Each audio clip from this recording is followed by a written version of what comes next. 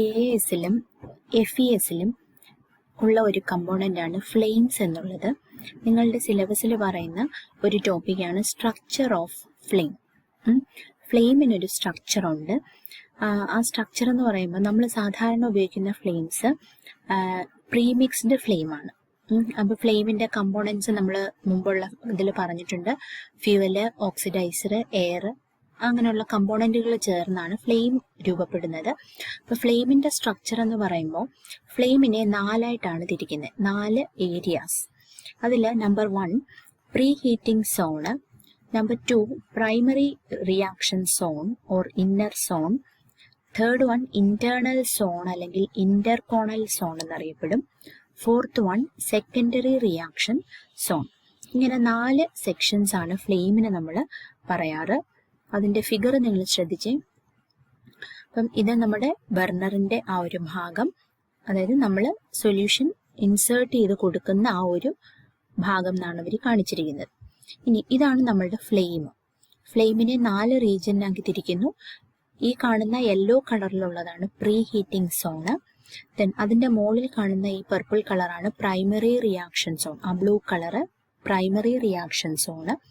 Then അതിൻ്റെ മുകളിലേക്ക് വരുന്ന ഈ ഒരു ഭാഗമാണ് ഇന്റർകോണൽ സോൺ അല്ലെങ്കിൽ ഇന്റേണൽ സോൺ എന്നറിയപ്പെടും. ദെൻ ഈ ഔട്ടർ മോസ്റ്റ് ഏരിയ ആണ് സെക്കൻഡറി റിയാക്ഷൻ സോൺ. ഈ പടം നിങ്ങൾ വരയ്ക്കാൻ പഠിക്കണം. ദെൻ ഇനി ഓരോന്നും എന്താണെന്ന് പറയാം. ആദ്യത്തെ ഏരിയ ആണ് pre heating zone. Pre heating zone അതായത് ഈ ഭാഗം, ഈ യെല്ലോയിഷ് ഏരിയ.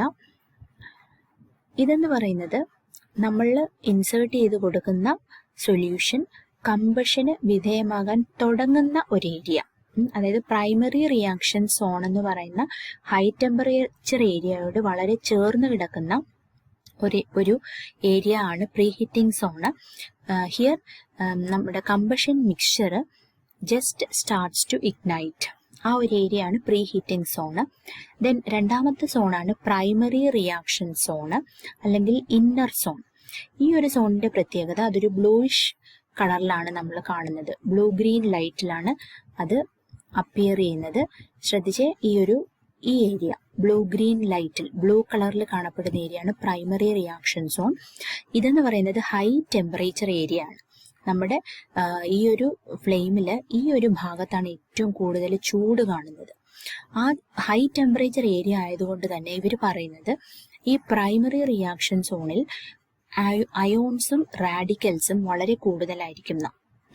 അപ്പം ശ്രദ്ധിക്കുക, ഫ്ലെയിമിൽ ഏറ്റവും കൂടുതൽ ടെമ്പറേച്ചർ വരുന്ന ഏരിയ ഈ പ്രൈമറി റിയാക്ഷൻ സോണാണ്. അതുകൊണ്ട് തന്നെ ഹൈ ടെമ്പറേച്ചർ ഉള്ളത് കൊണ്ട് തന്നെ അവിടെ ആറ്റം രൂപത്തിൽ കാണപ്പെടാതെ മെറ്റീരിയൽസ് അതിൻ്റെ അയോണിക് സ്റ്റേറ്റിലേക്കോ അല്ലെങ്കിൽ റാഡിക്കൽസ് ആയിട്ടോ ആണ് കാണപ്പെടുന്നത്.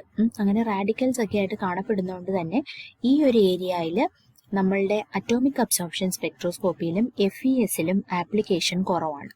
ഈ ഒരു ഏരിയയിൽ വെച്ചിട്ട് നമ്മൾ സ്റ്റഡീസ് നടത്താറില്ല AASൽ FESൽ. ഇനി അടുത്ത ഏരിയ ആണ്, തേർഡ് ഏരിയ ആണ് ഇന്റർകോണൽ സോൺ. ഇന്റർകോണൽ സോണ് അല്ലെങ്കിൽ ഇന്റേണൽ സോൺ എന്നറിയപ്പെടുന്നത്. ഈ ഏരിയ ആണ് നമ്മളുടെ AASലും FESലും നമുക്ക് ഏറ്റവും ഇമ്പോർട്ടൻ്റ് ആയിട്ടുള്ള ഏരിയ. അതായത് നമ്മൾക്ക് ആവശ്യമുള്ള മോഡറേറ്റ് ടെമ്പറേച്ചർ പ്രൊവൈഡ് ചെയ്യുന്നൊരു ഏരിയ ആണ് ഈ ഇന്റർകോണൽ സോൺ. നമ്മുടെ അറ്റോമിക് അബ്സോർപ്ഷൻ സ്പെക്ട്രോസ്കോപ്പിയിലും ഫ്ലെയിം എമിഷൻ സ്പെക്ട്രോസ്കോപ്പിയിലും നമ്മൾ പറഞ്ഞു ഗ്രൗണ്ട് സ്റ്റേറ്റ് ആറ്റങ്ങളായിട്ട് വേണം നമുക്ക് എപ്പോഴും മെറ്റീരിയൽ കിട്ടാൻ. അപ്പം കൂടുതൽ ടെമ്പറേച്ചർ കൊടുത്താൽ ആറ്റങ്ങൾ അയോൺസ് ആയിട്ട് മാറും. അത് പ്രൈമറി റിയാക്ഷൻ സോണിൽ. പക്ഷേ ഈ ഇന്റർകോണൽ സോണിലാണ് നമുക്ക് വേണ്ട ആറ്റം രൂപത്തിലുള്ള സാധനങ്ങൾ കിട്ടുന്നത്. അത്രയും ടെമ്പറേച്ചറേ അവിടെ ഉള്ളൂ. അപ്പം അതുകൊണ്ട് തന്നെ നമുക്ക് ഏറ്റവും ആപ്ലിക്കേഷൻ വരുന്ന ഒരു ഏരിയ ആണ് ഇന്റർകോണൽ സോൺ.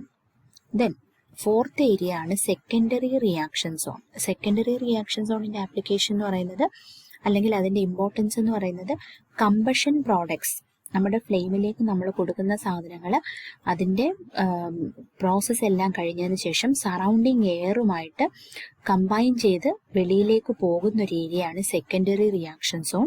അതൊന്നും നമ്മളുടെ ASLൊന്നും നമുക്ക് വളരെ ആപ്ലിക്കേഷൻ ഇല്ലാത്തൊരു ഏരിയ ആണ്. നമ്മളുടെ ഈ ഒരു ഭാഗത്ത് നമുക്ക് ഏറ്റവും ഇമ്പോർട്ടൻ്റ് ആയിട്ട് വരുന്നതാണ് ഈ തേർഡ് ഏരിയ, അതായത് ഇന്റർകോണൽ സോൺ. നിങ്ങൾ ആ ഫിഗർ വരയ്ക്കാൻ പഠിക്കുക. ഓക്കെ.